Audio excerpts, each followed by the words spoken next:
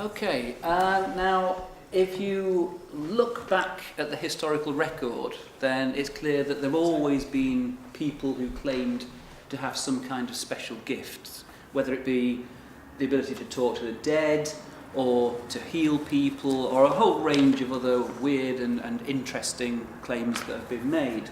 And also, levels of what we would now call paranormal belief have always been very high.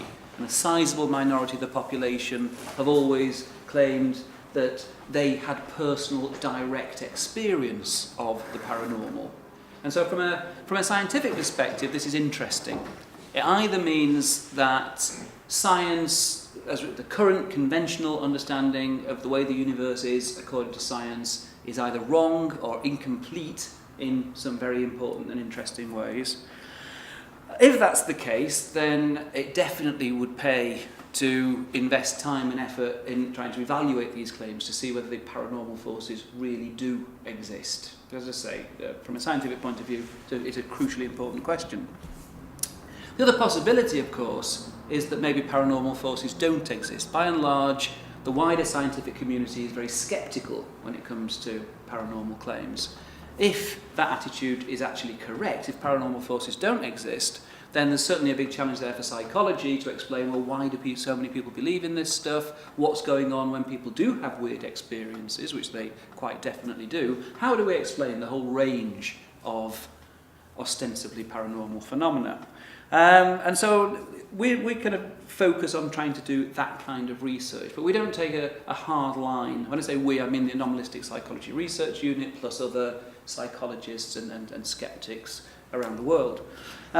We don't take a hard line whereby we say we know that paranormal forces don't exist, because that's just not a scientific attitude in the first place. If you want my personal opinion, I think they don't, but I could be wrong, and I could be persuaded by evidence that I am wrong. In terms of the history of scientific interest in paranormal phenomena, then I think we can kind of date the modern period quite precisely to March 1848, small house in Hydesville, New York State, where a couple of young girls by the name of Kate and Margaret Fox reported that they could hear strange rapping sounds. And this scared their mother witless. And it turned out they discovered that they could actually communicate with whatever it was that was making the rapping sounds. And they discovered it was supposedly the spirit of a peddler who'd been murdered and buried in the cellar. So it was kind of the origin of the kind of knock once for yes, knock twice for no routine. This caused quite a lot of local interest, and then the interest spread, and other people realised that they could also communicate with the spirits, and this is the birth of kind of modern spiritualism. This is where spiritualism started in 1848. And seances gradually became more and more elaborate. All kinds of stuff was supposed to happen during these seances. Musical instruments would float around the room playing themselves. There'd be disembodied voices. There'd be materializations of spirit hands and faces, sometimes entire spirit forms. Apports where objects would suddenly appear in the seance room and land on them in the middle of the table. All kinds of really strange phenomena would take place. The problem was that from the word go, all of these effects could be achieved by trickery. And there were lots of skeptics around who believed that what happened in the darkened conditions of the seance room was down to trickery. And it was a very rare medium indeed who wasn't caught red-handed actually in the act of trickery. It led to a lot of interest. A lot of the finest minds of the day, back in the Victorian era, got together to found the Society for Psychical Research in 1882. And these really were kind of preeminent intellectuals of the time, and a similar group was formed 3 years later in America in 1885. Again, people like William James, one of the most important figures in psychology, was one of the founding members. Slightly ironic that just a few years after the foundation, the idea here was to try and put these things to the test, to use science to prove, or at least to investigate, the possibility of afterlife survival, post-mortem survival, and communication with the dead. Slightly ironic that in 1888, the Fox sisters, by now fully grown women confessed that the whole thing had been a fraud. The whole thing had been a hoax. They had made these noises using various techniques, one of which was that they were able to crack their joints extremely loudly. And that's what they'd done. They decided it was a schoolgirl prank to frighten their mother, and it just got out of hand.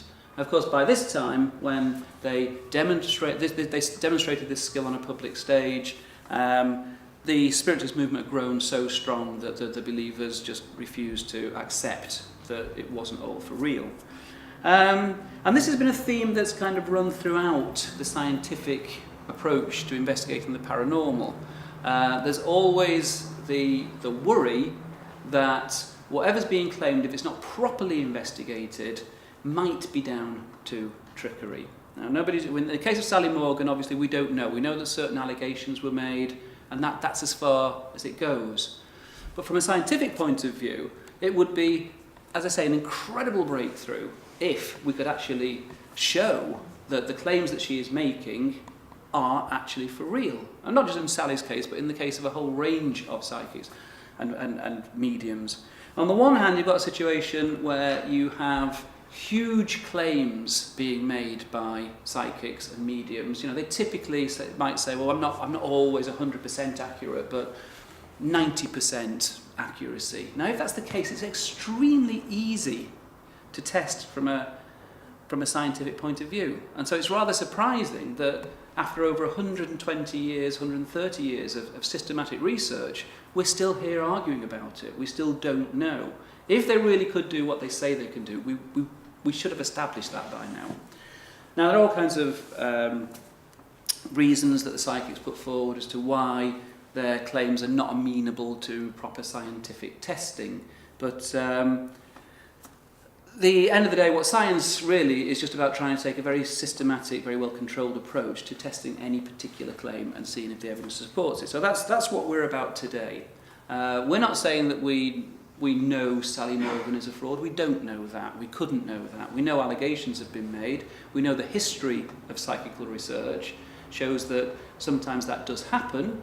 And it can, as Simon was saying, it can cause real harm. On the one hand, people often take a certain degree of comfort from mediums and psychics. The message that mediums and psychics usually give is a positive one, either in terms of the communications with the dearly departed, where people seeking reassurance that their dearly departed are okay in the afterworld, they're happy now.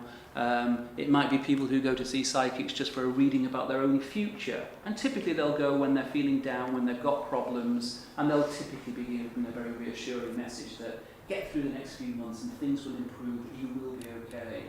You might go see a psychic healer, in some ways possibly the most dangerous type of psychic, insofar as people may come away feeling subjectively that they do feel better. They may even think they've been cured of whatever it was that they went with. If what they went with was something serious, like cancer, for example, they may make the mistake of not seeking conventional treatment because they think they've been cured until it's too late. And there are several dozen, hundreds probably, of cases where this has happened. So there are real dangers here. And that's why we're interested in trying to find out whether what people like Sally are doing is offering a real service, or whether, based on genuine powers, or whether they are possibly either fooling themselves as well as their audience. In other words, there's no deliberate attempt at fraud, or we mustn't rule out the possibility, because we know from the history of psychical research that there will be occasional deliberate frauds. Just to say a little word about the actual way we were going to test Sally, had she turned up today, and we still will if she walks through that door. We came up with a protocol which is based, as far as we could do this, on what she does during her stage act. During her stage act, she often takes photographs from people, and she will of deceased people, and she will make a link to the spirit world, she says, and she then does a reading, and she tells the people in the audience about the person in the photograph. So we thought that the most obvious and easy piece of information that she should be able to access that way is the person's name, the name they were known by. So the test we came up with was to get 10 photographs of deceased individuals. We obviously wanted them to be all the same gender, roughly the same age, same ethnicity, so that there wouldn't be obvious differences in terms of likely names. We have 10 photographs, 10 names, and essentially the challenge was, can you match the names to the photographs? We didn't want 100% accuracy necessarily. 7 or more hits out of 10, she would be deemed to have passed the test. She would then not only get a huge amount of very, very positive publicity, she would also be able to go forward for the James Randi $1 Million Challenge. James Randi has had $1 million on offer for many, many years now for anyone who can prove that they have paranormal powers under properly controlled conditions. So far, nobody has managed to claim that money. But it's there, and our test would have been, we have had this approved by the James Randi Educational Foundation. Had she passed this test, she would then be eligible to go for the formal $1 million challenge. So she could have ended up a very, very rich woman, or used that money for charity work, whatever she wanted to do with it. She's not shown up today. The offer remains open, which, as I say, if she walks through that door. And it would just be an incredible scientific breakthrough. It would be good for everybody to know whether these claims are actually true. Lots of people make lots of decisions to spend lots of money, as Simon was saying, based on the idea that these forces really do exist. We just want to try and figure out, do they?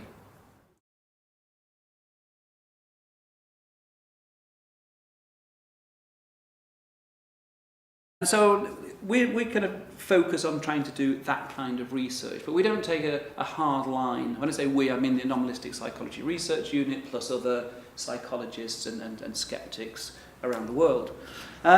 We don't take a hard line whereby we say we know that paranormal forces don't exist, because that's just not a scientific attitude in the first place. If you want my personal opinion, I think they don't, but I could be wrong and I could be persuaded by. Okay, now if you look back at the historical record, then it's clear that there have always been people who claimed to have some kind of special gifts, whether it be the ability to talk to the dead, or to heal people, or a whole range of other weird and interesting claims that have been made.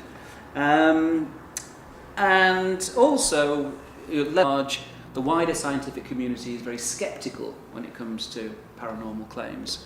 If that attitude is actually correct, if paranormal forces don't exist, then there's certainly a big challenge there for psychology to explain, well, why do so many people believe in this stuff? What's going on when people do have weird experiences, which they quite definitely do? How do we explain the whole range of ostensibly paranormal phenomena? And levels of what we would now call paranormal belief have always been very high, and a sizable minority of the population have always claimed that they had personal direct experience of the paranormal.